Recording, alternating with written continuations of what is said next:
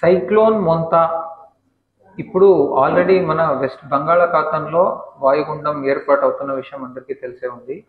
ప్రస్తుతం ఉన్న సమాచారం ప్రకారంగా మనకు 28వ తేదీ ఇది తీరం దాటనుంది. దానివల్ల మనకు 27, 28, 29 3 రోజులు కూడా కృష్ణా జిల్లాలో ఎక్స్ట్రీమ్లీ హెవీ రెయిన్ఫాల్ ఉండబోతుంది. ఇది సైక్లోన్ కనుక రెయిన్ఫాల్తో పాటు మనకు దాదాపు 90 to 110 km/h గాలులు కూడా ఉంటాయి. దీనికి సంబంధించి జిల్లాలో ఎటువంటి ప్రాణ నష్టం కానీ లేదా అనిమల్ లాస్ కానీ జరగకుండా ఉండడానికి అన్ని ప్రణాళికలు సిద్ధం చేసుకున్నాము. అన్ని డిపార్ట్మెంట్స్ కూడా అలర్ట్ చేయడం జరిగింది.